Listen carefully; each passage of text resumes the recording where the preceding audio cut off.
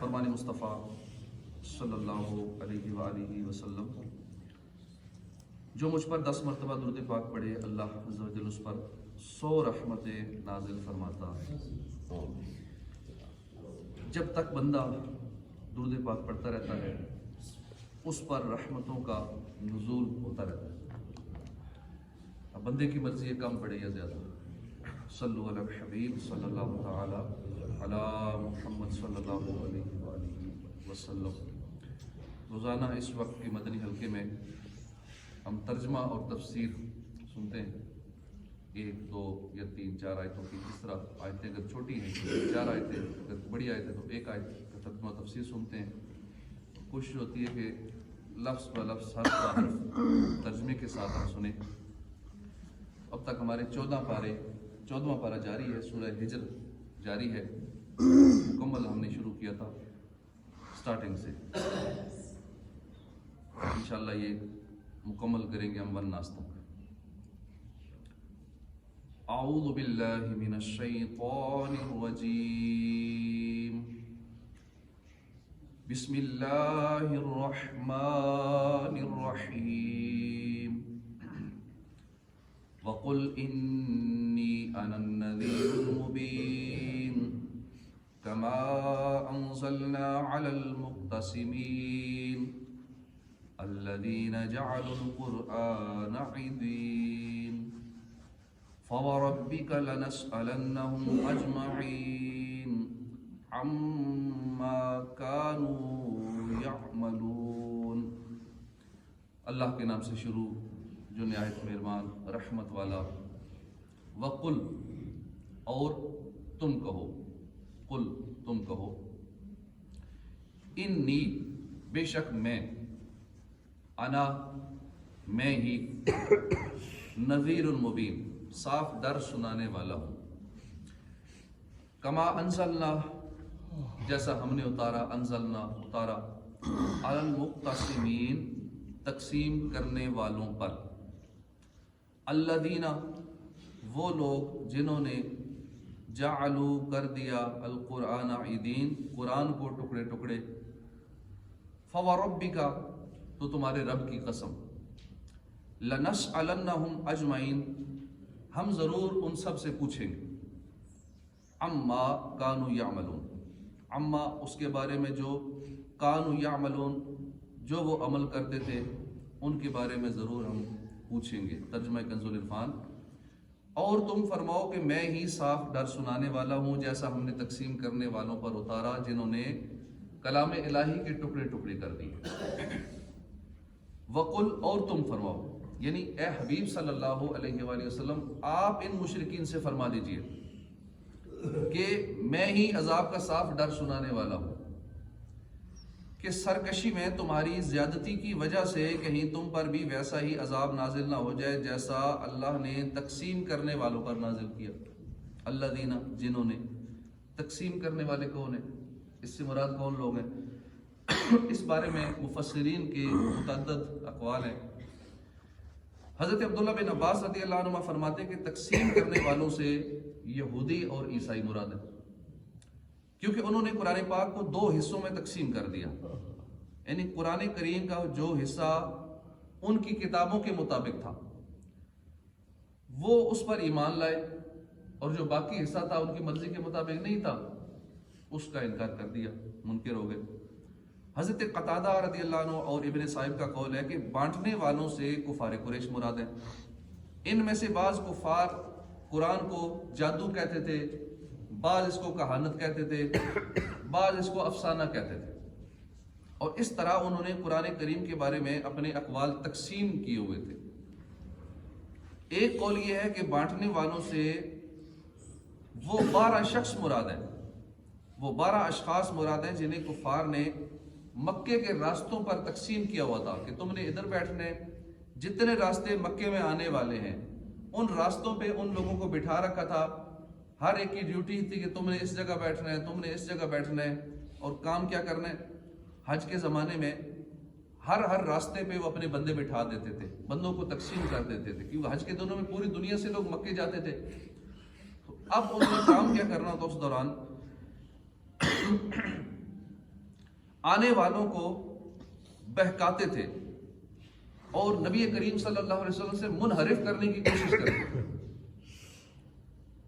کہ کوئی آنے والے سے یہ کہتا کہ ان کی باتوں میں نہ آنا، وہ تو جادوگر ہے معاذ اللہ، کوئی کہتا تھا وہ کذاب ہے، اگلا ایک اور بیٹھا ہوتا تھا وہ کہتا تھا وہ مجنون ہے، اب آگے چلتے آگے ایک اور بندہ بٹھایا ہوتا تھا وہ کہتا تھا وہ کاہن ہے، آگے کوئی اور بیٹھا ہوتا تھا وہ کہتا تھا وہ جادوگر ہے، وہ شاعر ہے۔ اب یہ سن کر جب لوگ کہ ہم مکے جا رہے ہیں اور مکے میں جن کے بارے میں یہ لوگ باتیں کر رہے ہیں اتنی برائیاں ان کے اندر، کوئی جادوگر کہہ رہا ہے، کاہن کہہ رہا ہے، ساحر کہہ رہا ہے، کوئی شاعر کہہ رہا ہے۔ اب جب یہ کعبے کے دروازے پہ پہنچتے وہاں پہ بڑا منافق ولید بن مغیرہ بیٹھا ہوتا، وہ اس سے پوچھتے کہ ہم نے راستے میں یہ باتیں سنی ہیں نبی کریم صلی اللہ علیہ وسلم کے بارے میں، کسی نے ہمیں کہا کہ وہ یہ ہیں، کسی نے کہا یہ ہے، کسی نے کہا یہ ہیں، تو کیا یہ لوگ ٹھیک کہہ رہے ہیں؟ اب وہ تو پھر ان سب کا باپ تھا منافقوں کا، وہ کہتے تھے ہاں بالکل وہ صحیح کہہ رہے۔ ولید بن مغیرہ وہ بھی رسول کریم صلی اللہ علیہ وسلم کے جب اس سے حال دریافت کرتے تھے اور کہتے تھے کہ مکے کے راستے سے ہم نے لوگوں سے یہ باتیں سنی ہیں، ان کی نسبت ایسا سنا ہے، وہ کہہ دیتا ٹھیک سنا ہے۔ اس طرح مخلوق کو بہکاتے اور گمراہ کرتے ان لوگوں کو اللہ تعالیٰ نے ہلاک کر دیا۔ علامہ احمد صاوی رحمۃ اللہ علیہ نے اس مقام پر ایک اعتراض قائم کر کے اس کا جواب دیا ہے۔ وہ اعتراض یہ ہے کہ جس عذاب سے ڈرایا گیا ہے اسے کسی ایسی چیز کے ساتھ تشبیہ دینی چاہیے کہ جو واقع ہو چکی ہو، تاکہ اس کے ذریعے نصیحت حاصل ہو۔ حالانکہ جب یہ آیت نازل ہوئی اس وقت تک تو تقسیم کرنے والوں پر کوئی عذاب نازل نہیں ہوا تھا۔ اس کے جواب میں فرماتے ہیں کہ یہاں عذاب کو اس چیز کے ساتھ تشبیہ دی گئی ہے جس کا واقع ہونا یقینی تھا، تو یہ گویا کہ ایسے ہے جیسے واقع ہو گیا اور غزوہ بدر کے دن اس کا وقوع ہو گیا، لہٰذا یہاں تقسیم کرنے والوں کے عذاب کے ساتھ اس عذاب کو تشبیہ دینا درست ہے جس سے ڈرایا گیا تھا۔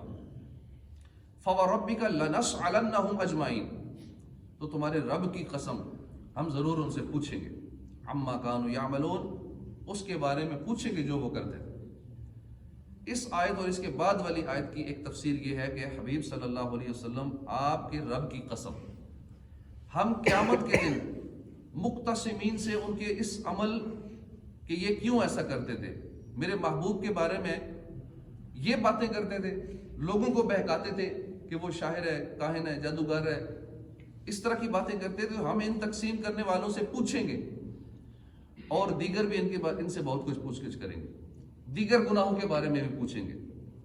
دوسری تفسیر یہ ہے کہ اے حبیب صلی اللہ علیہ وسلم آپ کے رب کی قسم ہم قیامت کے دن تمام مکلفین سے ان کے ایمان کے بارے میں، ان کے کفر کے بارے میں اور دیگر تمام اعمال کے بارے میں پوچھیں گے۔ فَاصْدَعْ بِمَا تُؤْمَرُ وَأَعْرِضْ عَنِ الْمُشْرِكِينَ، وہ بات اعلانیہ کہہ دو جس کا آپ کو حکم دیا جا رہا ہے اور مشرکین سے منہ پھیر لو۔ اس آیت میں سرکار صلی اللہ علیہ وسلم کو رسالت کی تبلیغ اور اسلام کی دعوت کا اظہار کا حکم دیا گیا، اور عبداللہ بن عبیدہ کا قول ہے کہ اس آیت کے نزول کے وقت تک دعوت اسلام اعلان کے ساتھ نہیں کی جاتی تھی، یعنی چھپ کے دعوت دی جاتی تھی، پھر ایک وقت آیا اعلانیہ طور پر اسلام کی دعوت دینے کا حکم دیا گیا، پھر سرکار صلی اللہ علیہ وسلم نے اعلانیہ دعوت کا سلسلہ شروع کیا اور پھر اس کے بعد جو کفار کی طرف سے تکلیفیں، اذیتیں، دل آزاریاں، گالی گلوچ، راستے میں کانٹے بچھانے، پتھر برسانے، نہ جانے کیا کیا ہوا۔ تو آج ہم کسی کو دعوت دیتے ہیں، تھوڑا سا کوئی باتیں کرتے پریشان ہو جاتے ہیں۔ حضور صلی اللہ علیہ وسلم فرماتے ہیں جتنا دین کے راستے میں ستایا گیا ہوں کوئی نہیں ستایا گیا۔ اسی طرح جتنے انبیاء کرام، یعنی جب بھی آپ اچھا کام کریں گے، نیکی کی دعوت دیں گے، نیکی کی بات کریں گے، آگے سے اس کا ریئیکشن الٹا آئے گا۔ اب شاید اتنا نہیں آتا جتنا پہلے دور میں ہوتا، لوگ پتھر برساتے تھے، مارتے تھے، اب تو اتنا نہیں ہے۔ زیادہ زیادہ کہ وہ کوئی باتیں کرے گا، منہ پہ کر دے گا، پیچھے سے باتیں کر دے گا، اور اسے پریشان ہو کے ہم یہ نیکی والا کام ہی چھوڑ دیتے ہیں، چلو چھوڑی، یہ کرتے ہی نہیں ہے، کسی کو نماز کی دعوت دیتے ہی نہیں ہے، لوگ باتیں کرتے ہیں، لوگ باتیں کرتے رہے، یہ تو کرتے رہے، حضور کے بارے میں کرتے رہے، نبیوں کو بھی تکلیف دیتے رہے، ان کو بھی جھوٹا اور کاہن، جادوگر، نہ جانے کیا کیا الزامات لگاتے رہے، تو لگے رہے، ہم اپنا کام لگے رہیں گے۔ جو کسی کو نیکی کی بات بتاتا ہے، ہر بات پر 1 سال کی عبادت کا ثواب ملتا ہے، ہم روزانہ کیوں یہ درس و بیان کرتے ہیں؟ 4-5 نمازوں ہماری کوشش ہوتی ہے کہ کچھ نہ کچھ لگے رہیں. ہمیں نیکیوں کی لالچ ہے کہ ایک ایک جملہ جو بول رہے ہیں نا، ہر جملے پہ 1 سال کی عبادت کا ثواب مل رہا ہے. تو اس لیے ہم اس کام کو نہ بیماری میں چھوڑتے ہیں، کوشش ہوتی ہے گلا کام نہیں کر رہا تب یہ کام جاری رکھیں، چلو ثواب تو ملتا رہے. اسی طرح جو بیٹھنے والے ہیں، آپ لوگ سن رہے ہیں، سننے والوں کو بھی ثواب پہ نظر ہوتی ہے کہ ٹھیک ہے بیٹھنے میں تکلیف ہے، بزرگ ہیں، بوڑھے ہیں، کسی کو گھٹنے میں درد ہے، کسی کو کمر میں درد ہے، کوئی بغیر کرسی کے بیٹھ نہیں سکتا، پھر بھی آپ بیٹھتے ہیں. اب کیوں بیٹھتے ہیں؟ پتہ ثواب ملنے. علم دین کی محفل ہے، قرآن کی باتیں سن رہے ہیں، کوئی روز ایک نیا ٹاپک ہم ایک سنتے ہیں دینی، پھر نماز کے بارے میں کچھ سنتے ہیں، کبھی قرآن سیکھنے کے بارے میں سنتے ہیں، نئے نئے موضوعات پہ روزانہ کچھ سنتے ہیں. پھر روزانہ ہم ختم قرآن کرتے ہیں، روزانہ فاتحہ پڑھ کے تمام مرحومین کو اصالہ ثواب کرتے ہیں. جس طرح لوگ جمعرات کو سامنے فروٹ رکھ کے اور یہ کرتے ہیں، یا کبھی سال بعد برسی کرتے ہیں، تو وہ کام ہم روزانہ کرتے ہیں. فروٹ روزانہ ہمارا ہوتا ہے، وہ جمعرات والا یہ سالانہ کام روز کا ہوتا ہے، اور یہ سلسلہ ہم نے جاری کیا ہوا ہے. انشاءاللہ یہ قیامت تک جاری رہے گا. ہم نہیں بھی ہوں گے، کوئی نہ کوئی کرتا رہے گا، چونکہ ہم نے شروع کر دیا ہے تو انشاءاللہ یہ جاری رہے گا. ہمارے بعد بھی کوئی ہمیں ثواب پہنچاتا رہے گا، بھائی کسی نے شروع کیا تھا. تو جو بھی کوئی نئے کام شروع کرتا ہے تو بعد میں لوگ کرتے رہتے ہیں، تو شروع کرنے والوں کو اس کا ثواب ملتا رہتا ہے. تو جب ثواب پہ نظر ہوتی ہے بیٹھنا آسان ہو جاتا ہے. جب پتہ ہوتا ہے کہ علم دین کی مجلس میں بیٹھوں گا 1000 مریضوں کی عیادت کا ثواب ملے گا مفت میں، علم دین کی محفل میں بیٹھوں گا تو 1000 نماز جنازہ میں شرکت کا ثواب مل جائے گا، 1000 نوافل پڑھنے کا ثواب ایسے ہی بیٹھے بیٹھے مل جائے گا. تو ویسے 1000 نفل پڑھیں تو کیا حال ہو. تو یوں تھوڑی دیر بیٹھنے ہیں، باتیں سننی ہیں، ثواب مل جائے گا. اور باتوں پہ اگر عمل کر لیا، پھر کسی کو پہنچا دی وہ بات، تو پھر آگے ثواب مزید بڑھ جائے گا. اللہ پاک عمل کی توفیق عطا فرمائے. آمین بجاہ نبی الامین صلی اللہ علیہ وسلم.